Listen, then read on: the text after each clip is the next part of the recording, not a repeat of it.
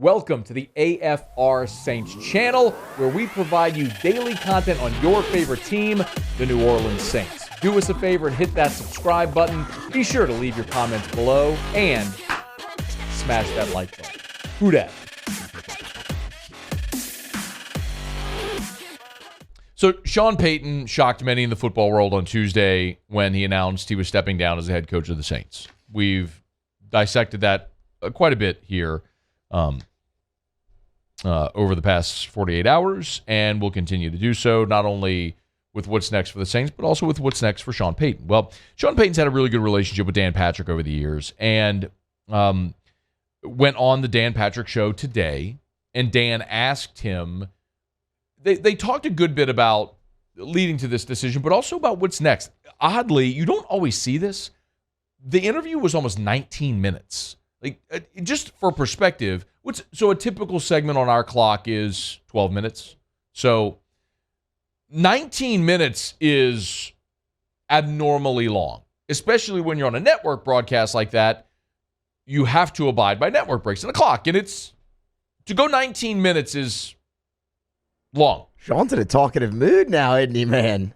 Well, toward the end of it, they got into this very detailed conversation. It was almost like Dan Patrick, well, it wasn't almost. Dan Patrick was giving Sean Payton advice on going into a career in television, to the point where Sean was actually like practicing calls with potentially with Dan Patrick, which we'll get into some of that. But this is what was interesting. Dan asked him point blank about how many teams have reached out to him over the last 48 hours. Not only teams, but then they started getting into how many networks had reached out, sort of thing. So anyway, this is about a minute.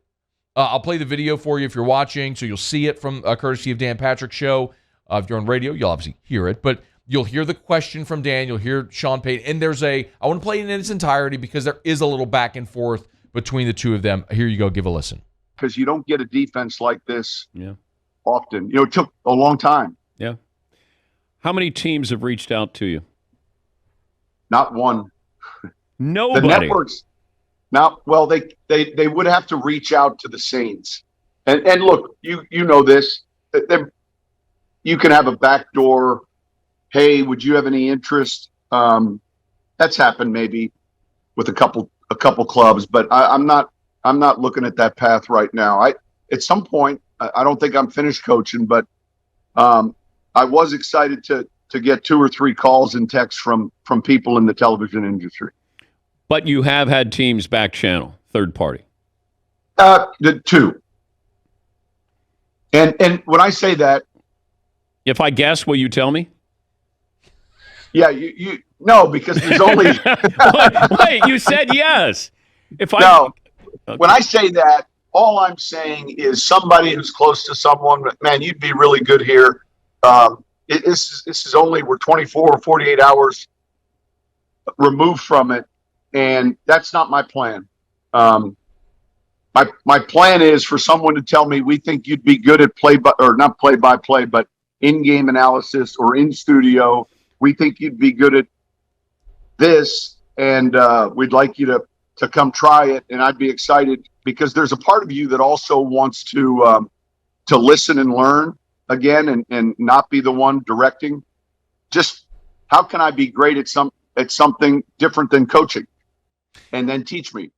So Sean Payton, and that started like about a 10-minute part of this conversation where they start talking about, did he want to be studio? Did he want to be an in-game analyst? They start talking about other guys who have made the transition. Dan Patrick points out like that Witten didn't do a good job because he wasn't all the way into it. Dan Patrick candidly points out the struggles Drew Brees had with being concise and talking in 15-second sound bites and getting out of the way. It was a very interesting conversation. It really was very good.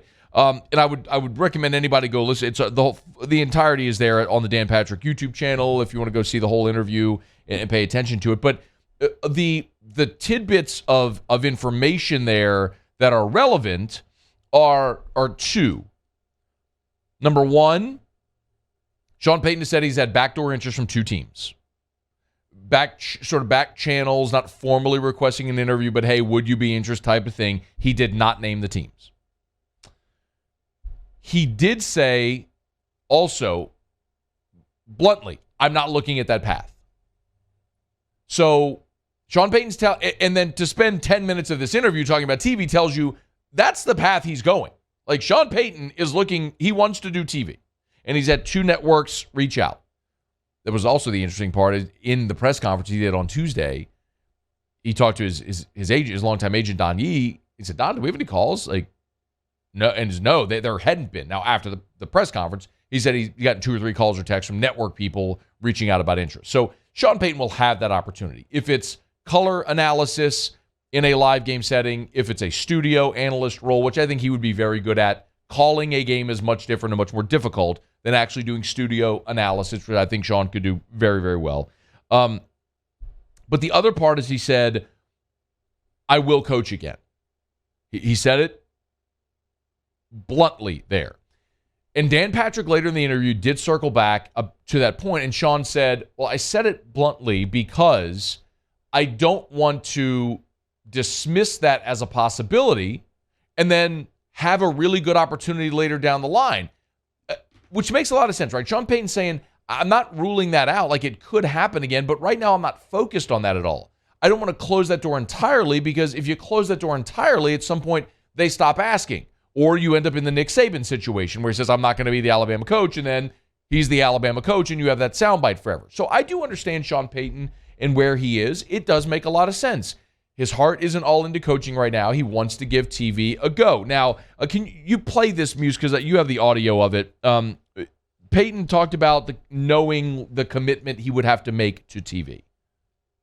Yeah, I don't think it's possible to dabble in something like that. And it's not possible for me to dabble in anything. And I've watched these progressions and these hires, and I would say I agree with you with what you're saying. Witten didn't have a great surrounding cast either. But interesting to watch Tony's, because the one thing that's apparent is until that individual's on camera for a game or two, it's hard to predict how they're going to be and how the television's going to receive them. Like, it's probably a little bit like a first-round pick or a second-round pick. We think we've got a vision, and yet I'm sure there have been a lot of misses. And then I'm sure there have been some other ones that, wow, this guy was better than we ever expected. As I look at this transpire, I think a lot of Saints fans are going to be keenly interested, in the same way that a lot of Saints fans probably watch more Notre Dame football than they ever have before, just to check out Drew Brees, or when Drew called the playoff game, or Football Night in America. It's going to be fun to watch Sean on TV, and I think a lot of people are going to root for him to do well. It also feels like at some point in the future, he'll find his way back to a sideline. Unless he's so good at TV and the money is so good and he loves it so much that he just never has a desire to go back into that competitive of a scenario. But for now, it's pretty clear what Sean Payton's path is going to be. He's had a couple of networks reach out. That's what's going to be next for him in 2022. For how long? That is TBD. Hey, thanks so much for watching. Please leave your comments. I love to interact. And be sure to hit the red subscribe button below.